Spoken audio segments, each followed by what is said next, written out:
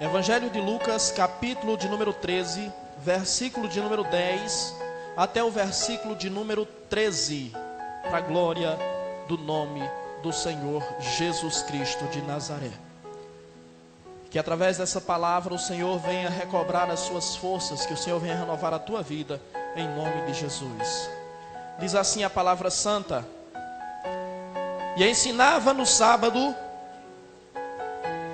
numa das sinagogas, e eis que estava ali uma mulher que tinha um espírito de enfermidade.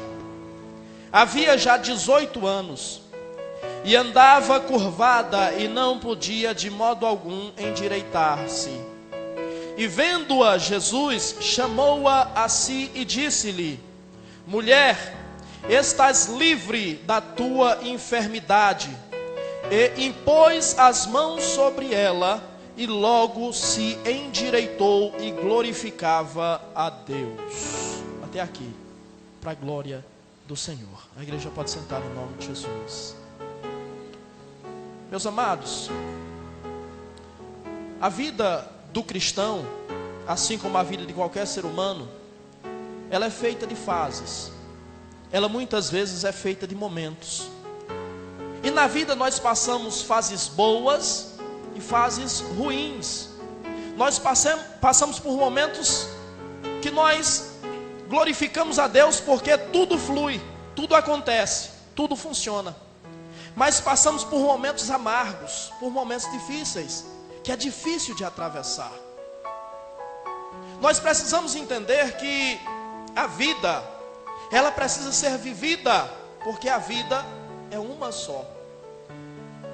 Muitas vezes eu paro para observar a vida do ser humano, e eu percebo como o ser humano tem a capacidade de desperdiçar a sua vida.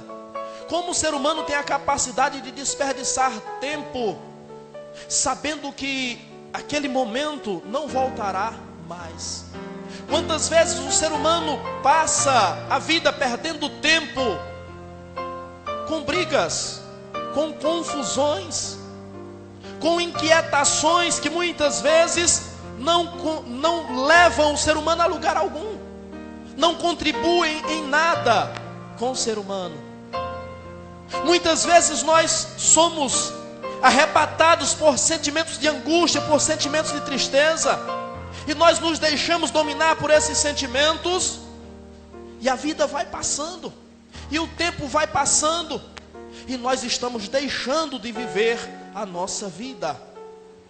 O texto que nós lemos nos fala de uma mulher que tinha um espírito de enfermidade, havia 18 anos.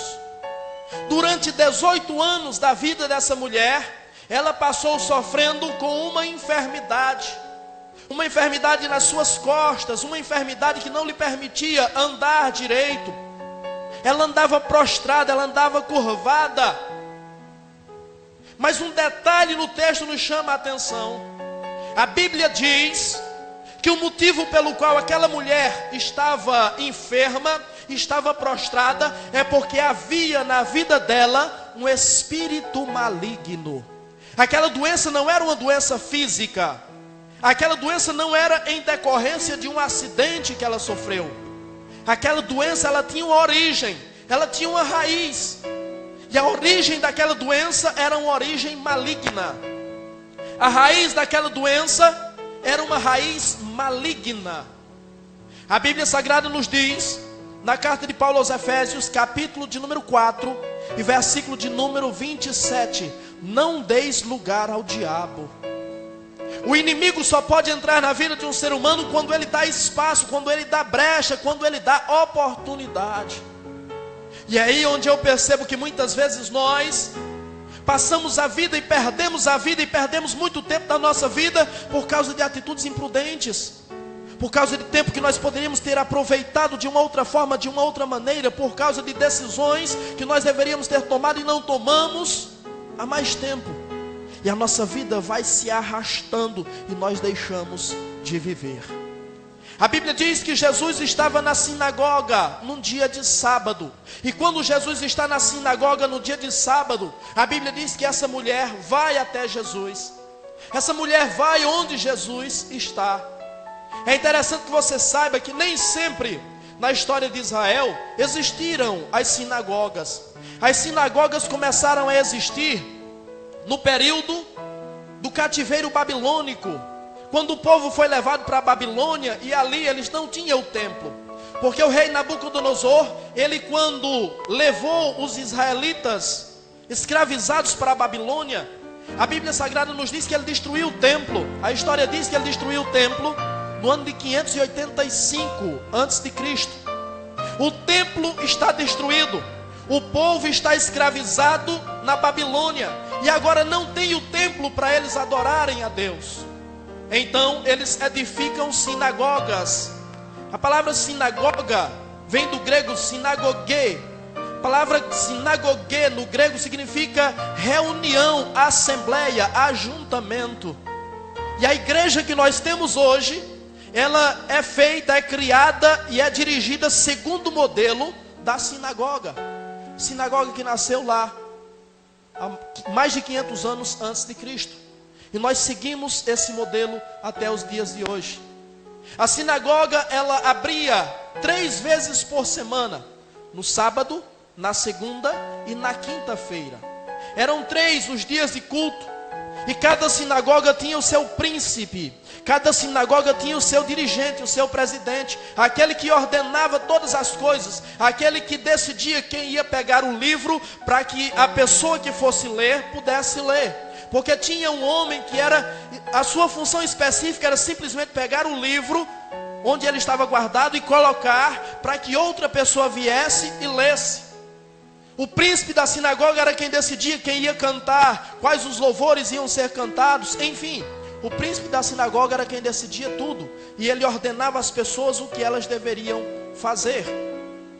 Então, se a Bíblia diz que Jesus foi à sinagoga naquele sábado, e o sábado era o dia principal da sinagoga, porque o sábado era o Shabat, o dia santo dos judeus, o dia mais importante para os judeus. E se Jesus foi lá, a Bíblia Sagrada nos mostra que Jesus tinha sim o costume de frequentar a sinagoga, de assistir os cultos, de cultuar a Deus. Jesus tinha sim o costume de confraternizar com a religião, com os religiosos da época. O que não é verdade quando nós falamos a contrapartida deles para com Jesus. Porque se Jesus tinha prazer em congregar com eles, da parte deles não era verdade. Eles não tinham prazer na presença de Jesus. E todas as vezes que Jesus entrava em uma sinagoga, eles começavam a observar, eles começavam a olhar o que Jesus ia fazer, o que Jesus ia falar, o que Jesus ia ensinar, como Jesus ia proceder, porque eles procuravam um motivo para condenar Jesus, eles procuravam um motivo para apontar Jesus, eles procuravam alguma falha em Jesus, mas eles não achavam falha, porque a Bíblia Sagrada diz que Jesus, como cada um de nós, foi tentado em todas as coisas, mas não pecou em nada. Você acha que muitas vezes nós, quando nos dispomos a sair da nossa casa e vir à igreja para cultuar a Deus, você acha que não tem gente que fica só observando, só procurando uma falha, só procurando um motivo, só procurando um argumento para apontar, para condenar, para julgar, para desqualificar? Mas se alguém te julga, se alguém te aponta e se alguém te condena, está escrito na Bíblia Sagrada que é Deus quem te justifica. Quem intentará acusação contra os eleitos de Deus, se é Deus quem o justifica? Jesus está lá, os olhos estão voltados para Jesus, os holofotes estão voltados para Jesus, todas as câmeras apontam para Jesus. E aí diz a Bíblia Sagrada que essa mulher vai até a sinagoga, e a Bíblia diz que ela andava encurvada e não podia se endireitar. Quando a Bíblia diz que ela andava encurvada, é óbvio que a Bíblia está falando de algo físico. De fato, ela andava encurvada, o rosto virado para a terra. É isso que o diabo faz com o ser humano. Ele faz o homem olhar para a terra, ele faz o homem olhar para o mundo. Porque enquanto o homem está olhando para a terra, enquanto o homem está vivendo para a terra, enquanto o homem está olhando para o mundo, enquanto o homem está vivendo para o mundo, ele não olha para cima, ele não olha para o céu. E em não olhar para o céu, ele não se lembra do seu Criador, ele não se lembra e não reconhece que ele precisa, que ele necessita do seu Criador. O diabo quer os homens olhando para a terra, mas Deus chamou um povo para olhar para o céu. E para buscar o céu, e para viver, para morar no céu. Foi esse o povo que Deus chamou. E é esse o povo que se reúne aqui nessa noite, em nome do Senhor Jesus Cristo. Mas eu tenho que entender que nesta palavra há um sentido espiritual também. Porque se a Bíblia diz que ela andava curvada, ela andava abaixada, ela andava prostrada. Isso nos fala a situação espiritual em que ela estava vivendo. Ela vivia submissa ao inimigo. Ela vivia dominada pelo inimigo. Ela só ia, ela só fazia, ela só se comunicava. Tudo o que ela fazia era guiada pelo inimigo. Infelizmente tem muitas pessoas que continuam guiadas, dominadas pelo inimigo, cativas, submissas pelo inimigo, ou submissas ao inimigo. Só faz aquilo que o inimigo deixa. E o texto diz que ela andava prostrada e não podia se endireitar. Existem pessoas que continuam desta forma, prostrados, dominados, submissos, e não podem se endireitar. Não conseguem mudar de vida. A sua situação não muda nunca. Não consegue abandonar uma vida de pecado, não consegue honrar a família, não consegue viver para a família, não consegue ter uma vida digna, não consegue trabalhar, não consegue fazer nada, porque está dominado, está amarrado, está preso. Em nome de Jesus, se esta é a sua realidade, nessa noite, que Deus possa quebrar essas correntes que te prendem, e que você possa experimentar a liberdade, a verdadeira liberdade, que Ele vai te dar nessa noite, em nome de Jesus. Não se permita viver mais desta forma. Não se permita viver manipulado, dominado, submisso. A Bíblia Sagrada diz em Gálatas capítulo 5: para a liberdade foi que Cristo nos libertou. Portanto, não vos submetais mais a jugo de escravidão. Vós não sois mais escravos, vós sois livres em Cristo. Cristo já nos libertou. Mas essa mulher que nós lemos aqui, ela continuava presa, ela continuava prostrada. Mas uma coisa nos chama a atenção. Você percebe o que a Bíblia diz? Ela foi até a sinagoga, ela foi no lugar da religião, ela foi no lugar do culto. Isso dá a entender que ela tinha a frequência de ir a esse lugar. Mas a Bíblia faz questão de dizer que faziam 18 anos que ela estava prostrada. Faziam 18 anos que ela vivia nessa situação. Ir à igreja não é suficiente. Frequentar a igreja não é suficiente. Ocupar espaço, ocupar cadeira na igreja não é suficiente. É preciso atitude. Tem coisas na sua vida que só vão mudar quando você tiver atitudes.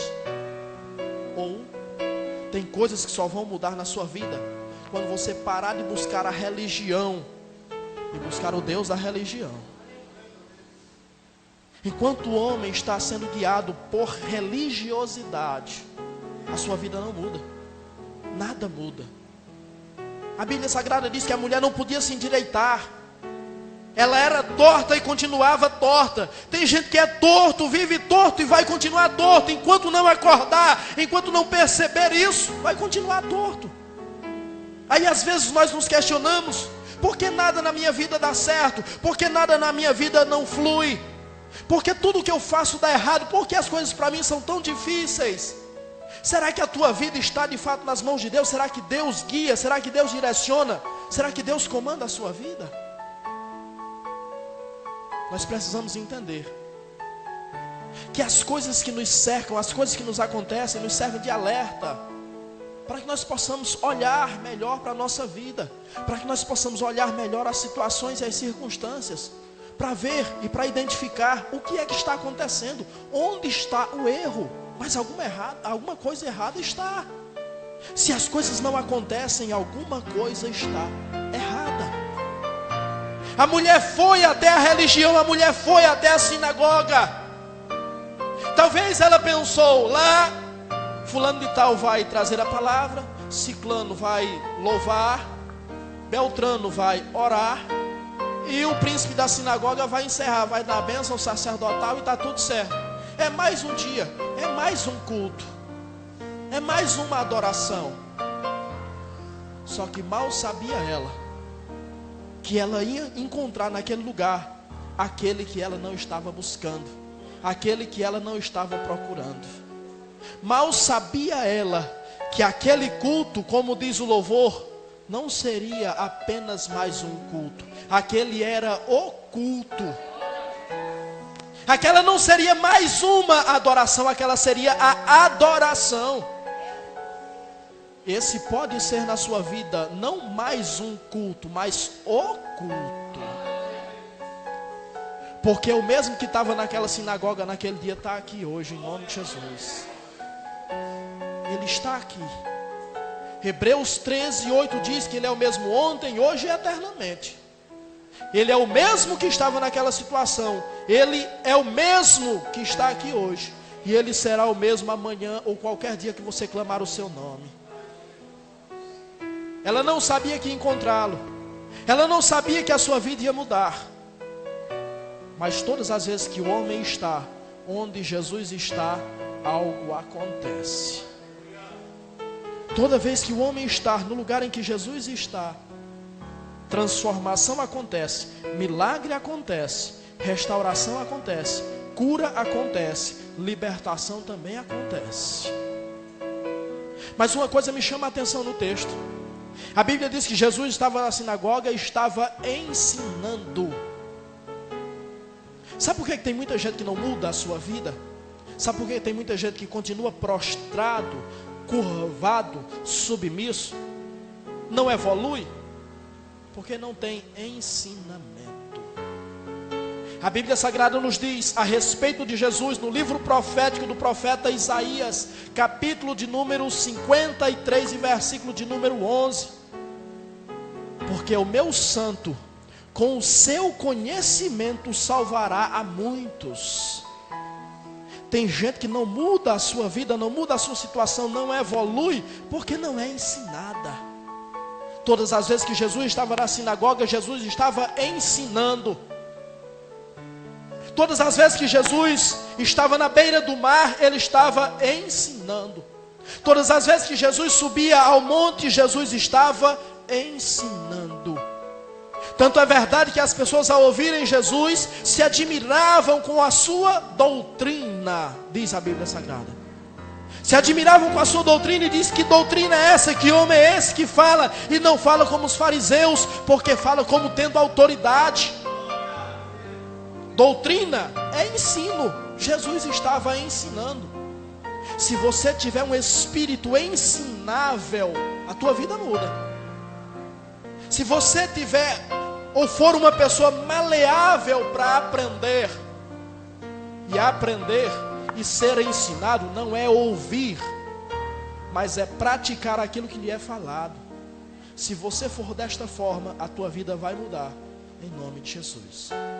As coisas que até hoje não deram certo, vão começar a dar. As coisas das quais você não se libertou até o dia de hoje, se você entender o que Deus está falando com você, a partir de hoje a coisa vai mudar. Em nome de Jesus, você pode sair daqui nessa noite uma nova pessoa. O Deus do milagre está aqui. Se você tiver um espírito voluntário, você pode ser transformado por Ele, em nome de Jesus. A pergunta que se faz é: até quando nós vamos suportar viver da mesma forma que estamos? Até quando nós vamos admitir que a nossa vida seja a mesmice, seja sempre da mesma forma? Essa mulher, diz a Bíblia Sagrada, que ela estava aprisionada por Satanás por 18 anos. Tem pessoas que Satanás vem aprisionando há muito tempo. Tem gente que Satanás traz cativa há muitos e muitos e muitos anos. E a pessoa não acorda. A pessoa não desperta. E enquanto você não acordar, enquanto você não despertar, a sua vida não vai mudar. Nada vai acontecer na sua vida. A mulher estava lá. Os olhos estão voltados para Jesus, porque Jesus também está lá. A mulher entra, Jesus vê aquela mulher entrar. Jesus vê aquela mulher quase que cheirando o chão, pela situação em que estava. Jesus fita os olhos naquela mulher. Diz: mulher, vem cá. Jesus chamou aquela mulher. Todas as vezes que nós estamos onde Jesus está, Jesus nos chama. Mas em Jesus nos chamar, nós temos duas opções. Nós ouvimos Jesus e atendemos ao seu chamado, ou nós rejeitamos, fazemos pouco caso do chamado de Jesus. Cada um sabe da sua estrutura, cada um sabe da sua necessidade, cada um sabe o que precisa. Todas as vezes que Jesus me chamar, eu vou dar uma de profeta Isaías e dizer: eis-me aqui, Senhor. Porque eu sei da minha estrutura também. E sei que sou pó. Sei que não sou nada. Sei que sou falho. Sei que sou necessitado. Sei que tenho as minhas necessidades. E ai de mim se não fosse o Senhor na minha vida. Se o Senhor chama você, você escolhe se você atende o seu chamado, ou se você simplesmente faz pouco caso. Mas certo é que ninguém que venha onde Jesus está deixa de ouvir o chamado de Jesus, deixa de ouvir a voz de Jesus. Jesus chama aquela mulher atende, e Jesus diz: mulher, a partir de hoje tu estás livre da tua enfermidade. A partir de hoje a tua vida muda. A partir de hoje, a enfermidade vai embora da tua vida. A partir de hoje, o inimigo, o diabo não tem mais poder contra a tua vida. Essa é a palavra de Jesus direcionada para aquela mulher. Ouviu a palavra? Receba a palavra. Eu fico imaginando aquela mulher. Se ela estava dominada há 18 anos, provavelmente ela buscou vários meios de ser livre. Provavelmente ela foi àquela sinagoga e a outras sinagogas muitos dias, talvez muitos anos. E enquanto ela foi às sinagogas, você imagina quantas vezes essa mulher escutou uma profecia? Eis que te digo que Deus hoje muda a tua história. Eis que te digo que a partir de hoje o diabo não tem mais poder contra a tua vida. Eis que te digo, eis que te digo, eis que te digo. Aquela mulher escutou tanta profecia que aquela mulher está desacreditada. Quantas vezes você já escutou tantas pessoas profetizar coisa na tua vida e nada aconteceu e nunca aconteceu? Você vai desacreditando, você vai perdendo a fé. Jesus chamou, ela foi até Jesus, mas agora Jesus desafia a fé daquela mulher. Mulher, a partir de hoje você está livre. E a palavra grega que aparece ali é teleo, que significa livre por completo, libertação completa. Não era uma libertação parcial, não era livre simplesmente da doença, mas era livre por completo. Se a origem era demoníaca, se Jesus está usando essa palavra, então significa dizer que Jesus estava curando a carne, mas estava também expulsando o mal da vida dela. Mas aí ela entra num dilema, porque ela já escutou tantas pessoas dizerem exatamente a mesma coisa, e nada nunca aconteceu. E agora Jesus está dizendo, e agora ela tem que ou crer em Jesus, ou entender que Jesus é só mais um. Porque em alguns momentos, no ministério de Jesus, muitos dos que conviviam com ele não creram nele. Faz um milagre aí para a gente ver. Herodes, quando foi julgar Jesus, praticamente parafraseando o que ele disse faz muito tempo que eu queria te ver. Faz aí alguma coisa para eu ver. Faz um milagre, faz uma maravilha. Mas a Bíblia Sagrada diz que Jesus nem sequer falou com ele. Essa mulher escutou muita gente falar muita coisa, e agora Jesus está falando. E o seu futuro depende de crer ou não crer naquilo que Jesus está falando. A lição que fica para nós é que nós, como pessoas espirituais, temos que saber diferenciar a voz do mundo, a voz dos homens, da voz de Deus. E você sabe, quando Ele fala, você sabe, você identifica. Quando Ele fala, a sua voz tem autoridade. Quando Ele libera a palavra, a sua palavra tem poder. Quando Ele fala com autoridade, você sente que Ele está falando com você. Quando Ele fala com poder, a coisa acontece. A sua palavra tem poder. E a palavra de Jesus agiu com tanto poder na vida daquela mulher, que imediatamente ela foi liberta. Imediatamente, não foi um milagre para o outro dia. Imediatamente, na hora. Imagina a emoção daquela mulher. Durante 18 anos ela não podia endireitar-se, curvada. E quando ela ouve a voz de Jesus, ela começa a sentir um estalo nas costas, e começa a levantar, e começa a endireitar-se, e começa a se pôr ereta. É assim que Deus vai fazer na sua vida. Deus não te quer prostrado. Deus quer que você levante nessa noite. Deus quer ver você de pé, em nome do Senhor Jesus Cristo. A voz dele tem autoridade, e a sua palavra tem poder na sua vida, em nome do Senhor Jesus Cristo. A Bíblia Sagrada diz que Jesus coloca a mão sobre aquela mulher para proferir a bênção sobre a vida dela. Jesus, diferente dos homens, não é aquele que só fala. Jesus, diferente dos homens, é aquele que toca. Jesus é aquele que coloca a mão. Ele libera a palavra, mas Ele toca. Você está entendendo o que Deus está falando com você? Deus está tocando áreas da sua vida para transformar. Deus é um Deus que coloca a mão na massa para fazer a coisa acontecer. Talvez você está entendendo o que Deus está falando, e talvez Deus está colocando a mão em partes enfermas do seu corpo para curar. Talvez Deus esteja colocando a mão na tua alma, no teu espírito, para libertar.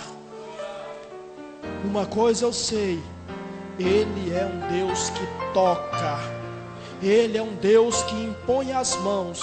Ele é um Deus que trabalha no material, trabalha na matéria-prima, para que ela seja exatamente como Ele quer. Ele não é um Deus distante. Ele não é um Deus só de observar, mas Ele é um Deus sempre presente na nossa vida. A Bíblia Sagrada diz que enquanto aquela mulher recebeu um toque de Jesus, ouviu a palavra de Jesus e recebeu a libertação e a cura de Jesus, a Bíblia Sagrada diz que aquela mulher começou a glorificar a Deus.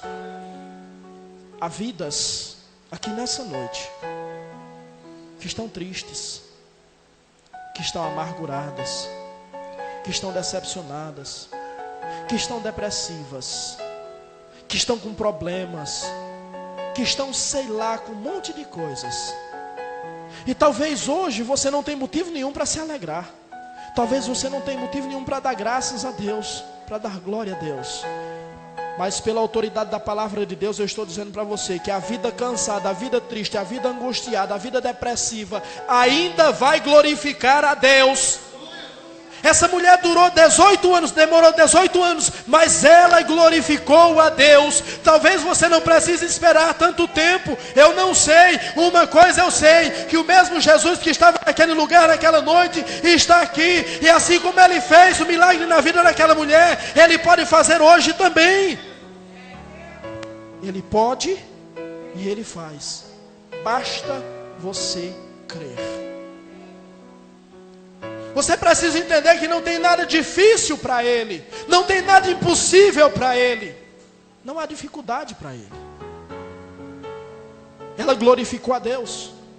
Aí a Bíblia Sagrada diz que o príncipe da sinagoga se levanta, olha para a multidão e diz: 6 dias vocês têm para vir e ser curados, mas no sábado não venha. Eu estou parafraseando o que ele disse: não venha para ser curado no sábado, não venha aqui para ser curado. Mas o sábado não é o dia de Deus? Não é o dia do Senhor?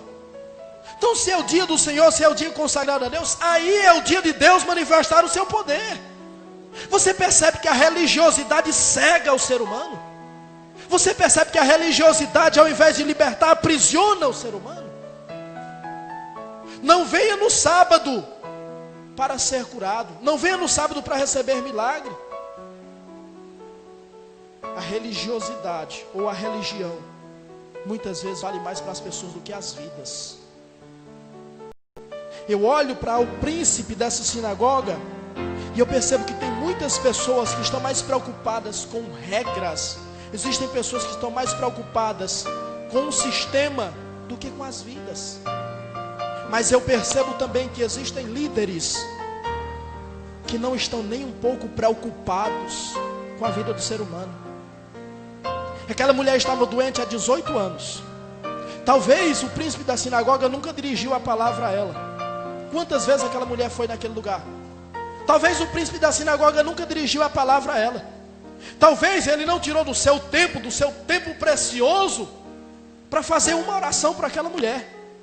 Durante todo aquele tempo que aquela mulher ia naquele lugar. Mas no dia que ela foi curada, ele se levantou para fazer oposição. Ele se levantou para ser contra. Porque tem gente que trabalha contra a obra de Deus, ainda que seja religioso, mas trabalha contra a obra de Deus. Tem gente que não está preocupado com a mudança, com a transformação na vida dos seus fiéis. Tem gente que não está preocupado com a evolução na vida espiritual dos seus fiéis. Se você está indo, se você está batendo o cartão, é suficiente. Deus não é assim. Deus se preocupa com o ser humano, porque Deus quer refazer a imagem de Deus no ser humano. Deus quer que sejamos semelhantes a Ele em tudo. Por isso que Deus se preocupa com o ser humano. O homem muitas vezes não vai te valorizar. O homem muitas vezes não vai se preocupar com você. O homem muitas vezes vai até se colocar contra a bênção de Deus na tua vida. Não tem problema, não se preocupe com isso. Quem cuida da tua vida é Deus. Quem comanda a sua vida é Deus. Jesus olha para aquele homem, e Jesus, manso e humilde como era, com os pecadores, mas furioso como era com os religiosos, Jesus diz: seu hipócrita, você é um hipócrita. Porque se o vosso animal no dia de sábado precisa beber, você não tira, você não desamarra o seu animal e leva ele para beber no dia de sábado. Se o seu animal precisa comer e precisa no dia de sábado, você não tira ele e não leva para o campo para ele comer? Por que então não convinha ao Filho do Homem libertar esta filha de Abraão, que há 18 anos é escravizada pelo diabo? Sabe o que Jesus está dizendo?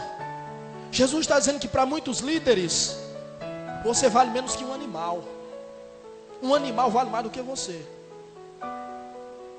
Porque a preocupação com você é zero. Mas com os seus afazeres, mais com os seus bens, mais com as suas posses, mais com os seus animais, a atenção é toda voltada. Jesus, você é um hipócrita. Seu hipócrita. Você cuida dos seus animais, mas esta mulher que é filha de Abraão e está sendo escravizada pelo diabo, você nunca fez nada por ela. E agora quer criticar a obra de Deus na vida dela? Porque para muita gente, você é simplesmente mais um. Essa é a realidade. Para muita gente, você é simplesmente mais um. Mas para Deus, você é um ser individual e único. Por isso Deus trata diretamente com você. Quando Deus traz a sua palavra, a palavra ela é lançada, e cada coração recebe de uma forma, e cada mente codifica a mensagem de uma forma. Sabe por quê? Porque a mensagem direcionada por Deus, ela tem um sentido específico para cada pessoa, porque Deus trata com cada pessoa individualmente. A forma de um receber a palavra não é a mesma forma do outro receber a palavra, mas certo é que a palavra vai até a divisão da alma e do espírito, a palavra vai onde está a ferida, a palavra vai onde há necessidade, e cura, e restaura, e purifica, em nome do Senhor Jesus.